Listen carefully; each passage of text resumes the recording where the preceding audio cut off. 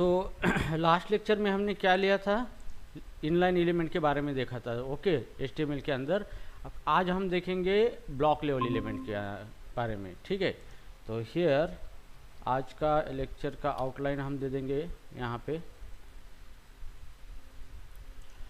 Okay, so today's lecture content number 1 block level elements. Okay, so अभी यहाँ पे हम देखेंगे ब्लॉक लेवल एलिमेंट के बारे में। तो ब्लॉक लेवल एलिमेंट का मतलब ये होता है कि HTML के कोई टैग्स प्रोवाइड किए गए हैं हमें HTML पेज बनाने के लिए, लेकिन ये जो एलिमेंट होते हैं ये जब भी हम इसको यूज़ करते हैं तो ये एक नए लाइन के ऊपर क्या करते हैं, डेटा को रेंडर करते हैं, पहली बात। सेकंड बात है कि जितनी भी स्क्रीन अवेलेबल है पूरी स्क्रीन विड्थ जो होती है उसकी 100% विड्थ वो ऑक्युपाई करते हैं। उसके साइड में अगर कोई भी एलिमेंट है दूसरा तो उसको वो जो एलिमेंट है उसको वो आगे ढकल देते हैं और खुद पूरा विड्थ ले लेते हैं। तो इस टाइप के जो भी एलिमेंट्स होते हैं उसी को ब्लॉक लेवल एलिमेंट कहा जाता है HTML के अंदर। ठीक है, तो ब्लॉक लेवल एलिमेंट हम देखेंगे कि कितने तरीके के हैं यहाँ पे, types of block level element.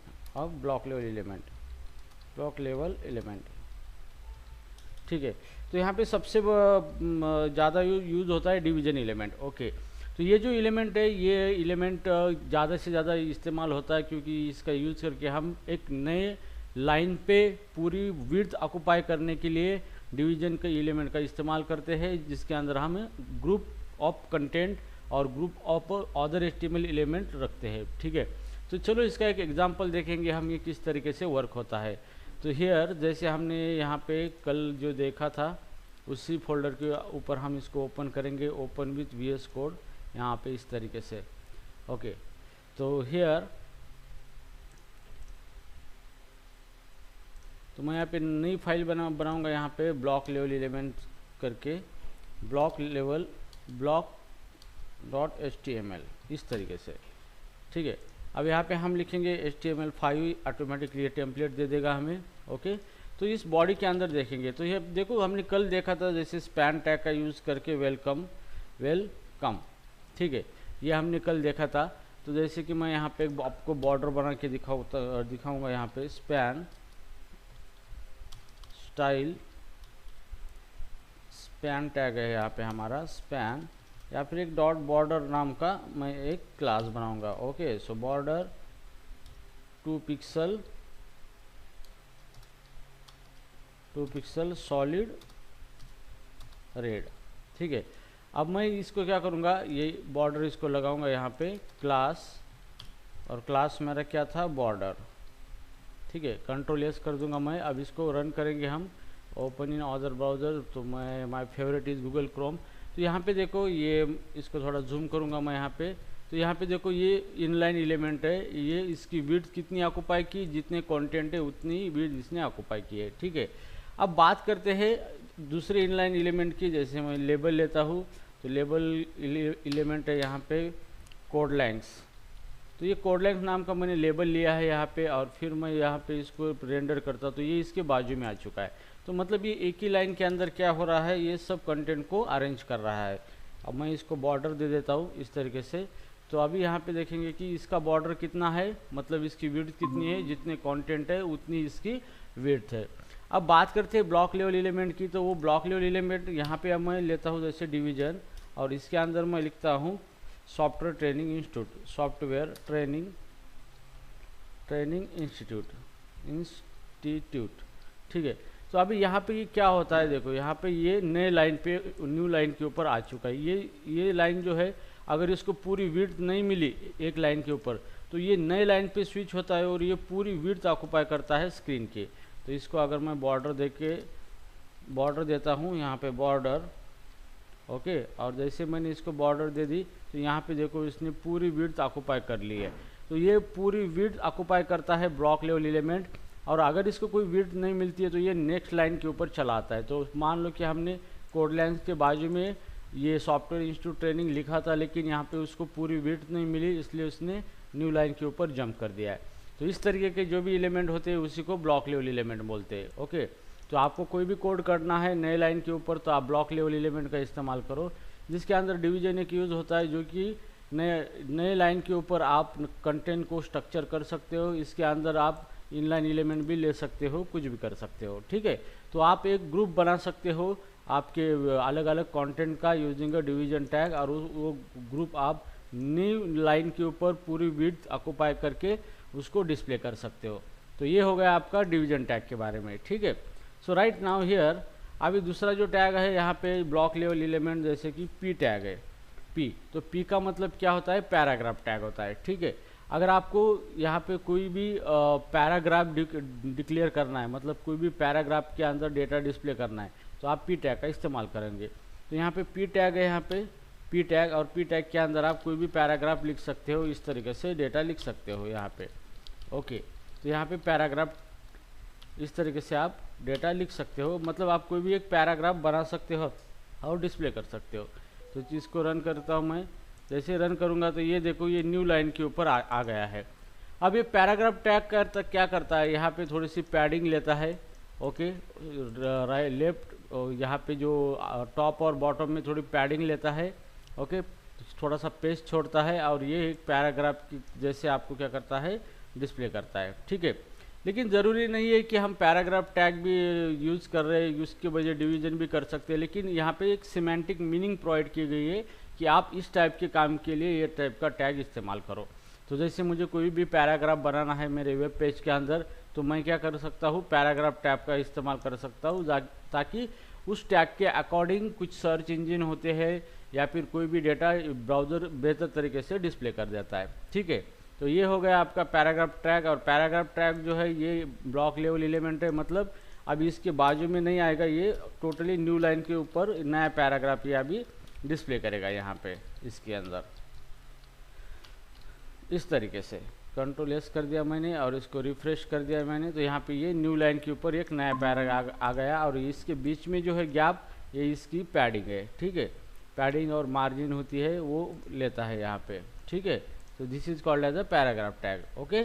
So right now here अभी हम देखेंगे नेक्स्ट टैग, जो कि inline tag block level element है, जैसे कि हेडिंग टैग है, हेड, यहाँ पे नंबर 3 H1 टैग, मतलब आपको कोई हेडिंग बनानी है, कोई हेडिंग दिखानी है वेब पेज के अंदर, कोई कंटेंट हेडिंग में दिखानी है, तो आप क्या करोगे, हेड टैग का इस्तेमाल करोगे, ओके। तो जैसे कि ये भी एक ब्लॉक लेवल एलिमेंट है, ये नए लाइन के ऊपर रेंडर होता है। जैसे हेडिंग है H1, तो ऐसे H1, H2, H3, H4, H5, H6 type की हेडिंग है, जिसकी साइज़ छोटी छोटी होती जाती है। जैसे H1 है तो बड़ी साइज़, H2 है तो उससे छोटी साइज़, H3 है उससे छोटी साइज़, सब्सिक्वेंटली साइज़ उसकी, जैसे H1 डिसेंडिंग ऑर्डर में 1 2 3 होता है तो उसकी साइज़ भी कम हो जाती है। तो जैसे कि मैं यहाँ पे लिखता हूँ हेडिंग 1, तो जैसे हेडिंग 1 लिखता हूँ तो ये टोटली नए लाइन के ऊपर आ जाएगा, यहाँ पे अभी ये नए लाइन के ऊपर आ चुका है, और ये पूरी विड्थ क्या करेगा, ये ऑक्युपाई करेगा, ठीक है। तो H1 टैग का मतलब यह है कि आप बड़ी हेडिंग आप देना चाहते हो यहाँ पे। अगर मैं इसको बॉर्डर दे दूँगा, इसको बॉर्डर क्लास अप्लाई करूँगा यहाँ पे CSS का बॉर्डर, तो ये पूरी विड्थ ऑक्युपाई करेगा अपने स्क्रीन की, इस तरीके से। तो ये देखो यहाँ पे ये इसने पूरी विड्थ क्या कर दी है, ऑक्युपाई कर दी है, ठीक है।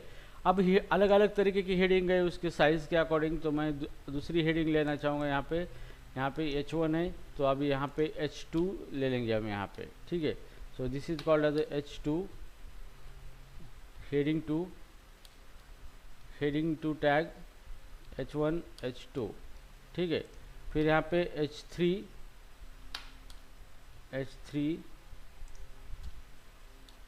और यहाँ पे 3, उसके बाद है H4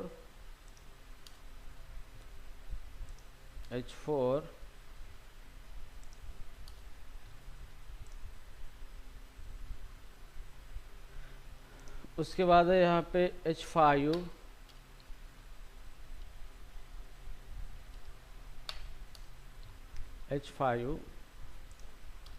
और H6, ये 6 टाइप के हेडिंग है यहाँ पे, जो कि छोटी छोटी होते चले जाएंगे, हेडिंग 6 और यहाँ पे हेडिंग 5।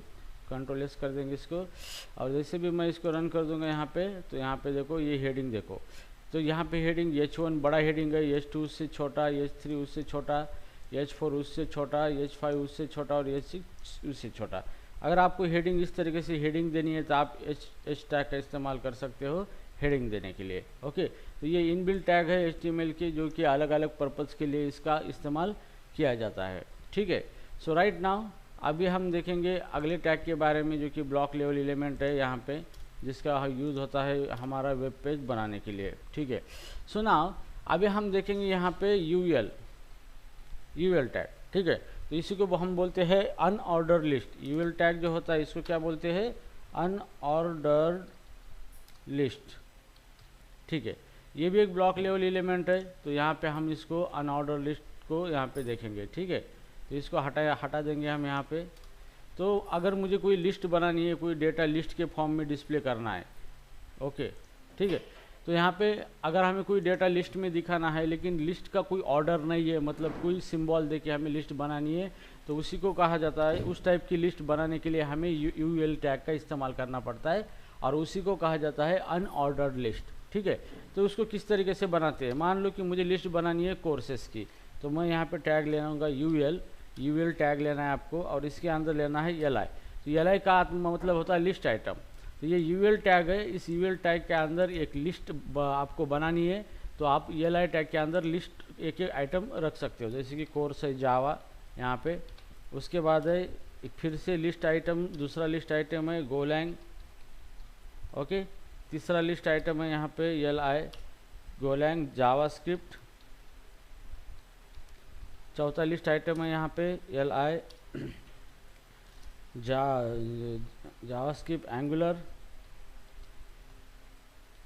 और दूसरा लिस्ट आइटम है CSS। ठीक है, तो ये मेरा यूएल अनऑर्डर लिस्ट है ये, और उसके अंदर एल आई ये लिस्ट आइटम्स है, 6 आइटम मैंने लिए हैं। तो देखते हैं ये किस तरीके की लिस्ट अभी बनती है यहाँ पे। ठीक है, तो मैं यहाँ पे ब्राउज़र पे जाऊँगा यहाँ पे और रिफ़्रेश करके देखूँगा, तो देखो इस तरीके की आपकी लिस्ट बन गई है। आपका डेटा ये लिस्ट के फॉर्म में आपने दिखाया है, लेकिन इस यहाँ पे क्या आया है?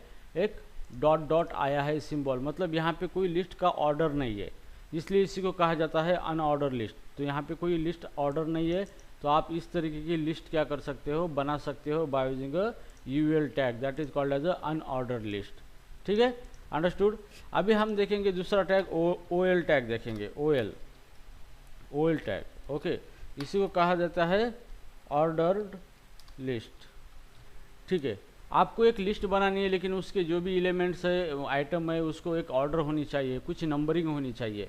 तो इस तरीके की लिस्ट आप वेब पेज के ऊपर बना सकते हो, तो उसी के लिए हम ओएल टैग का इस्तेमाल करेंगे, इसी को बोला जाता है ऑर्डर लिस्ट। ठीक है, तो यहाँ पे देखो यूएल की जगह आपको यहाँ पे ओएल टैग लगाना है, बस इतना ही काम करना है। यूएल की जगह ओएल टैग लगाना है बस, और बाकी का जो सेम है एल आई टैग सेम है, और उसके अंदर जो हम डेटा देंगे ये list 1, list item 2, list item 3, list item 4, ऐसे मल्टीपल लिस्ट आइटम आप क्या कर सकते हो? उसके अंदर दिखा सकते हो। तो ओएल जो है वो इसको नंबरिंग देगा, बाय डिफ़ॉल्ट क्या यूज़ करता है? नंबरिंग यूज़ करता है। तो जैसे कि हम इसको देखेंगे रिफ़्रेश करके, तो यहाँ पे देखो ये हमारी लिस्ट आ चुकी है और यहाँ पे एक नंबरिंग आ चुकी है, और ये नंबरिंग आई है मतलब यहाँ पे एक स्पेसिफिक ऑर्डर आ चुका है, जैसे कि ये बाय डिफ़ॉल्ट असेंडिंग ऑर्डर में। ठीक है, अगर आपको इसकी नंबरिंग उल्टा करना है, रिवर्स करना है, तो आप इसको रिवर्स भी कर सकते हो। तो ओएल टैग है, इस यहाँ पे आपको क्या करना है? रिवर्स लगाना है। जैसे भी आप रिवर्स लगाओगे तो ये लिस्ट क्या होगा? ऑटोमेटिकली रिवर्स होगा। तो यहाँ पे डिसेंडिंग ऑर्डर में आपका लिस्ट नंबर यहाँ पे डिस्प्ले होगा। ठीक है, जैसे 5 नंबर पे जावा है, 4 नंबर पे गोलैंग है। लेकिन अभी यहाँ पे सिर्फ ऑर्डर में आप नंबर ही नहीं, अलग अलग तरीके की चीज़ें इस्तेमाल कर सकते हो, जैसे अल्फ़ाबेट यूज़ कर सकते हो, या फिर कोई उसके बाद कोई आप रोमन नंबर भी यूज़ कर सकते हो। ठीक है, तो अभी मैं इसको रिवर्स को हटा देता हूँ, और यहाँ पे आपको टाइप एट्रीब्यूट में देखो बाय डिफ़ॉल्ट 1 का मतलब क्या होता है कि आपकी जो लिस्ट है वो नंबर ऑर्डर में डिस्प्ले होगी, मतलब इस तरीके के जो नंबर्स है उसी ऑर्डर में क्या होगा? आपका लिस्ट यहाँ पे डिस्प्ले होगा। तो ये बाय डिफ़ॉल्ट नंबर में होता है। ठीक है, अगर यहाँ पे मैं दूसरा ये जो ऑप्शन कैपिटल ये, तो आपका लिस्ट जो है ये कैपिटल ये अल्फ़ाबेट से क्या होगा? स्टार्ट होगा, ABCDE, तो इस तरीके से क्या होगा? आपका लिस्ट स्टार्ट होगा। ठीक है, नाउ उसके बाद ओके, अब यहाँ पे एक थोड़ा सा मैं एक्सपेरिमेंट करना चाहूँगा। अभी यहाँ पे अल्फ़ाबेट कितने होते हैं हमारे 26, तो ये कितने 1 2 3 4 5, ठीक है, 10 15 20 25 एंड 26, ठीक है। अब मैं यहाँ पे लिख के देखूंगा कि फाइनल यहाँ पे कहाँ तक आता है। देखो, तो यहाँ पे ए टू जेड तक यहाँ पे क्या आ चुका है, हमारा नंबरिंग आ चुकी है अल्फ़ाबेट में। जैसे जेड ख़त्म होता है फिर से ये से स्टार्ट होता है ये, और फिर ये बी सी डी से इस तरीके से ये क्या होता है, स्टार्ट होता है, ठीक है। तो इस तरीके से नाउ अब आपको लिस्ट बनानी है स्मॉल अल्फ़ाबेट से, स्मॉल ए, तो कंट्रोल एस किया है मैंने इसको, और यहाँ पे मैंने रिफ्रेश करता तो स्मॉल ए से क्या होगा, ये हमारा लिस्ट डिस्प्ले करेगा, ठीक है। तो ये स्मॉल ये मतलब स्मॉल अल्फ़ाबेट से क्या होगा, हमारा लिस्ट डिस्प्ले होगा, ठीक है। तो इस तरीके से क्या होगा, ये हम ऑर्डर लिस्ट बना सकते हो यूजिंग अल्फ़ाबेट आल्सो ना। उसके बाद है यहाँ पे कैपिटल आई। कैपिटल आई का मतलब होता है रोमन।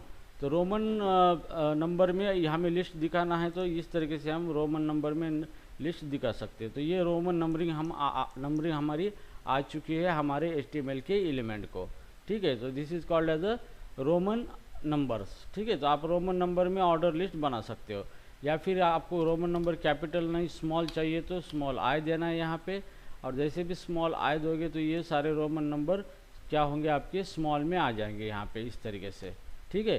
तो इस तरीके से आप क्या कर सकते हो, OL टैग का बेहतर तरीके से इस्तेमाल करके आपका जो भी डाटा है वो लिस्ट के फॉर्म में आप क्या रिप्रेजेंट कर सकते हो, जिसको कि आप कुछ ना कुछ ऑर्डर देना चाहते हो, कुछ ना कुछ नंबरिंग देना चाहते हो।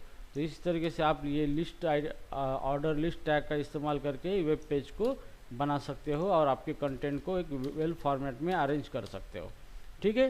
तो अंडरस्टूड।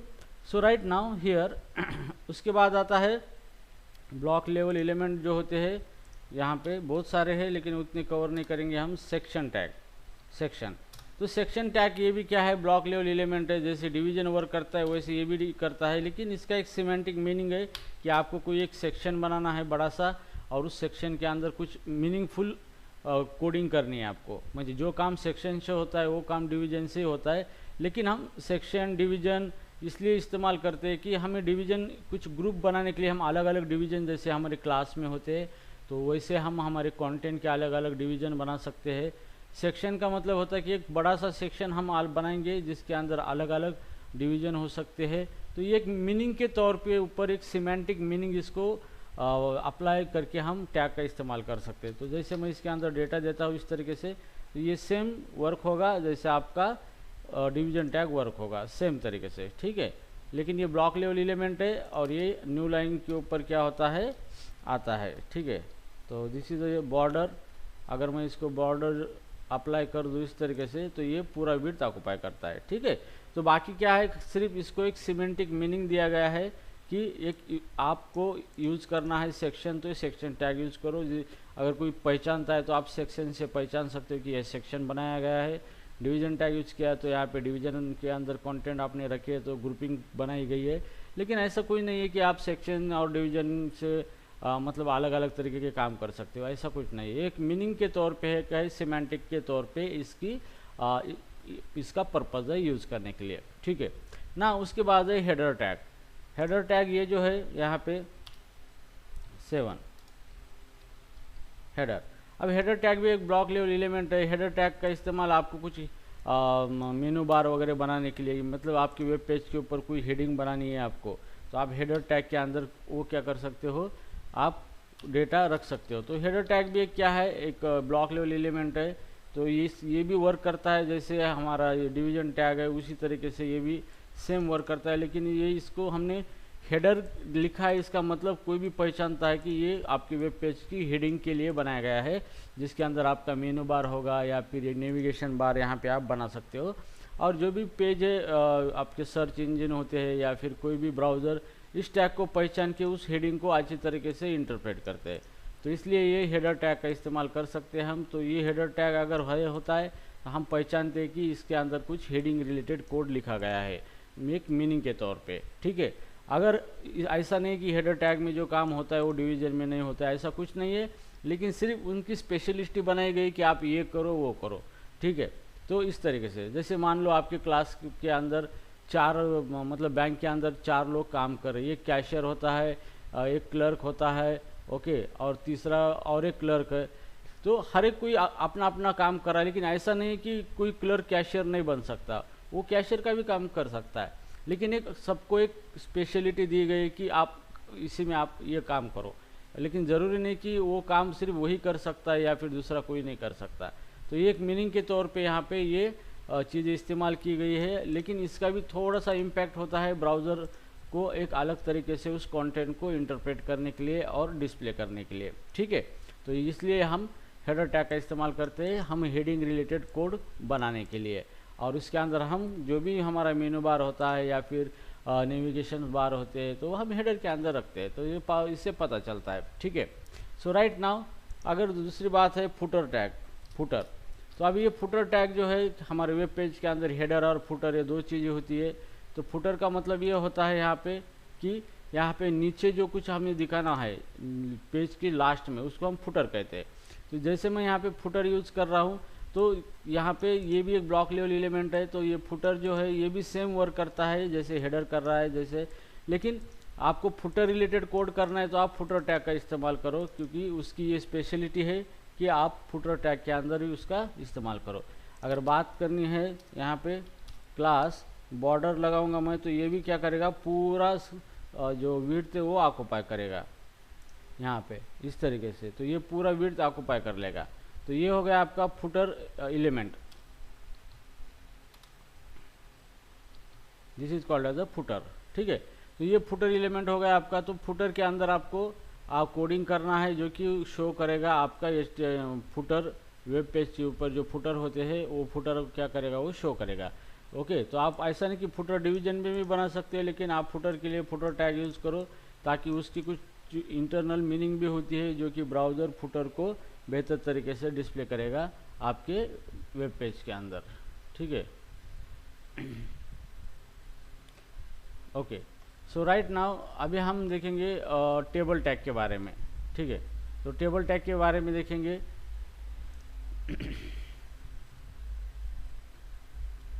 ओके, तो सेम इसी तरीके से और भी एक टैग है, जैसे कि हम इसको आर्टिकल टैग बोलते हैं, आर्टिकल। अभी आर्टिकल टैग है तो आपको कोई आर्टिकल लिखना है आपके वेब पेज के ऊपर, तो आप आर्टिकल टैग का इस्तेमाल कर सकते हो यहाँ पे, ठीक है। तो आर्टिकल टैग के अंदर आप आर्टिकल डेटा लिख सकते हो ताकि ये आपके जो पेज के अंदर जो कोड किया गया है वो कोड समझ सके कि ये आर्टिकल टैग यूज़ किया, मतलब कोई आर्टिकल रिलेटेड इन्फॉर्मेशन उसके अंदर लिखी गई है। तो ये भी सेम वर्क होता है जैसे हमारा डिवीज़न, फुटर, हेडर वर्क होता है, लेकिन उसकी थोड़ी सी मीनिंग के तौर पे ये क्या किया गया है, थोड़ा सा डिस्टिंग्विश किया गया है, ठीक है। अगर आपको कोई आर्टिकल लिखना है तो आप आर्टिकल टैग के अंदर उसको लिख सकते हो, अलग अलग आर्टिकल आप लिख सकते हो यहाँ पे आर्टिकल टैग देके। तो ये जो आर्टिकल आप लिख रहे हो, तो ये जब भी पेज कोई रीड करेगा, कोड रीड करेगा, तो उसको पता चलेगा कि ये आर्टिकल का रिलेटेड कोड यहाँ पे लिखा है, मतलब कुछ आर्टिकल्स आपके पेज के अंदर आपने रखे हैं। तो it is a recommended way to use the speciality of a tag, जिस स्पेशल टैग उसकी जो स्पेशलिटी है टैग की, तो वो स्पेशलिटी रिलेटेड टैग क्या करो, आप उसको यूज़ करो, ठीक है। So this is a border, और यहाँ पे भी मैंने बॉर्डर दिया है, ठीक है, कंट्रोल एस किया है यहाँ पे, और यहाँ पे ये इस तरीके से क्या हुआ है, ये मेरा आर्टिकल टैग का पूरा विड्थ ऑक्युपाई हुआ है, ठीक है, इस तरीके से। सो नाउ उसके बाद होता है असाइड। अब यहाँ पे कंटेंट लिखा होता, हमने फुटर के बाद लिखा था सेक्शन है आर्टिकल, ठीक है। अब यहाँ पे 10 टैग लगेंगे हम यहाँ पे असाइड टैग, ठीक है। तो यहाँ पे चलो असाइड टैग लिखेंगे हम। तो ये जो असाइड टैग है, ये असाइड, ये जो टैग है, तो इसको हम यूज़ करेंगे इस तरीके से और लिखेंगे, तो ये भी सेम वर्क होता है, ठीक है। तो ये असाइड का टैग का ये इसका एक मीनिंग के तौर पर है कि आप कोई भी एलिमेंट एक साइड बाय साइड एलिमेंट आप दिखाना चाहते हो, साइड बाय साइड, मतलब एक एलिमेंट के बाद ये है, फिर उसके बाद ये है, तो आप असाइड टैग का इस्तेमाल करके डेटा लिख सकते हो। तो ये असाइड टैग मैंने लिखा है, फिर इसकी साइड में मुझे ये कंटेंट आने चाहिए, मुझे इस एक इसके बाद ये कंटेंट, एक के बाद एक के बाद एक। ओके, तो ये कंटेंट हमें आने चाहिए, इसलिए हम यहाँ क्या करेंगे, असाइड टैग का इस्तेमाल करेंगे। तो ये जस्ट मीनिंग के तौर पे हमारे एलिमेंट जो है, हमारा जो कंटेंट है HTML के, उसको स्ट्रक्चर करने के लिए हम ये सिमेंटिक टैग यहाँ पे यूज़ करते हैं। तो सिमेंटिक मतलब क्या है कि ये इसका एक मीनिंग है और उस मीनिंग के हिसाब से आप उसी को यूज़ करते हो, लेकिन सब जरूरी नहीं है सारे टैग सेम तरीके से काम करते हैं। ठीक है, तो ये हो गया आपका असाइड टैग हो गया। ओके, तो उसके बाद अभी हम देखेंगे टेबल टैग के बारे में।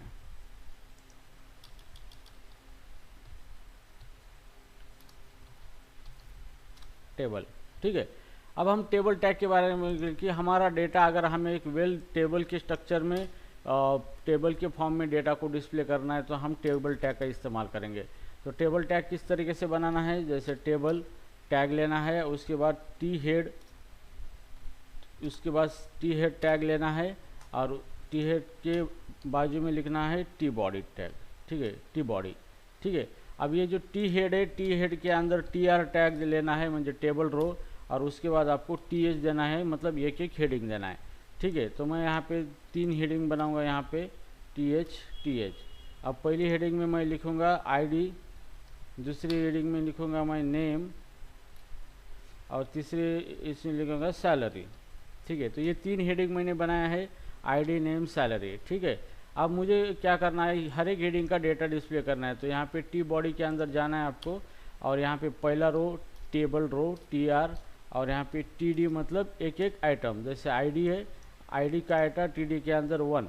ठीक है, फिर दूसरी बात ID 2, तो नेम है, ये नेम है यहाँ पे। ओके, नेम है, मान लो कि Raju Rastogi.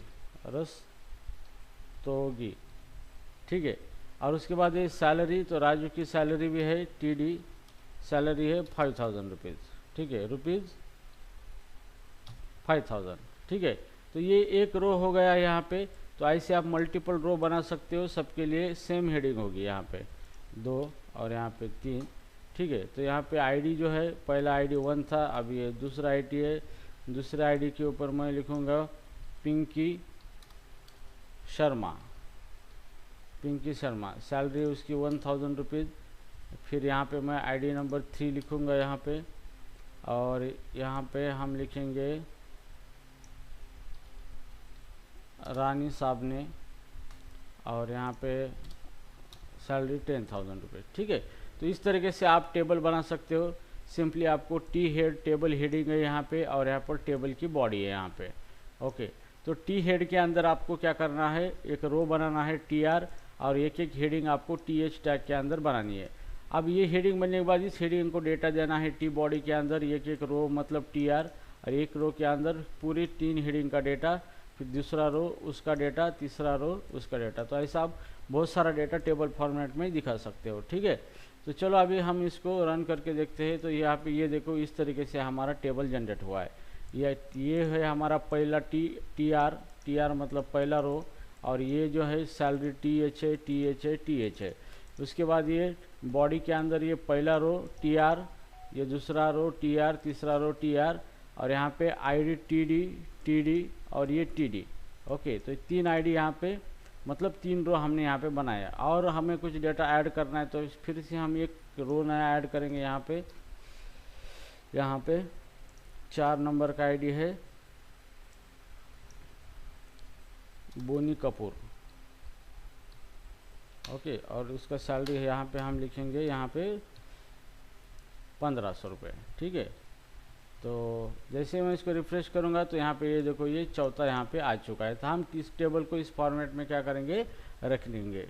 Okay, so right now here, अभी इस टेबल को हम बॉर्डर देंगे। तो बॉर्डर भी आप दे सकते हो, यहाँ पे टेबल की बॉर्डर, यहाँ पे टेबल टैग है, वहाँ पे जाना है और बॉर्डर देना है। ओके, बॉर्डर 1, तो बॉर्डर की साइज़ 1 पिक्सल दे दिया आपने, तो इसको बॉर्डर भी आप लगा सकते हो इस तरीके से। तो इस तरीके से आप इसको बॉर्डर लगा सकते हो। ठीक है, सो नाउ अभी हम यहाँ पे सेल पैडिंग दे सकते हो, मतलब ये जो ब्लॉक है, ये एक सेल है, ये इसको क्या बोलते हैं, सेल बोलते हैं। जैसे आपने एक्सेल वगैरह देखा होगा, तो एक ब्लॉक होता है एक्सेल के अंदर, ये सेल, तो इसके अंदर भी ये ब्लॉक है, इसको हम सेल बोलते हैं। अब इसको मुझे सेल के अंदर जो है, ये सेल के अंदर मुझे क्या करना है, पैडिंग देना है। ठीक है, तो यहाँ पे इसका एट्रीब्यूट है सेल पैडिंग, सेल पैडिंग, इसका स्पेलिंग मुझे देखना पड़ेगा एक बार। यहाँ पे ये मेरा टेबल अभी बन चुका है। टेबल टैग आपको आना बहुत ज़रूरी है, क्योंकि टेबल के फॉर्म में डेटा बहुत बेहतर तरीके से डिस्प्ले किया जाता है। ठीक है, अब ये जो टेबल है मेरा, मुझे इस टेबल को कोई कैप्शन देना है। ओके, कैप्शन मतलब उसको कोई एक हेडिंग देना है। तो हेडिंग देने के लिए आप यहाँ पे टेबल के नीचे कैप्शन टैग का इस्तेमाल कर सकते हो, कैप्शन, और यहाँ पे एम्प्लॉई डेटा, एम्प्लॉई डिटेल्स। ठीक है, तो ये मैंने टेबल को कैप्शन दिया है। तो कैप्शन से डिफाइन होता है कि ये टेबल किस टाइप का टेबल है। तो यहाँ पे ये कैप्शन आ चुका है यहाँ पे। ओके, तो टेबल टैग के अंदर आप कैप्शन दे सकते हो। वो डिफाइन करता है कि टेबल के अंदर क्या डेटा है और किस लिए आपने डेटा लिखा है। ठीक है, तो ये कैप्शन आपको कहाँ पे देना है, टेबल टैग जो है उसके नीचे कैप्शन, और फिर टी हेड और टी बॉडी टैग आप उसके नीचे लिख सकते हो। ठीक है, ठीक है, तो टेबल टैग के बारे में आपको समझ में आया क्या है। उसके कुछ और भी एट्रीब्यूट है टेबल टैग के, लेकिन वो डिप्रिकेटेड हो चुके हैं, इसलिए मैं वो नहीं लेना चाहता हूँ। वो CSS में कवर करेंगे हम टेबल टैग के एट्रीब्यूट। ओके, CSS का इस्तेमाल करके। ठीक है, तो आपको समझ में आया टेबल के बारे में? Yes sir. ओके।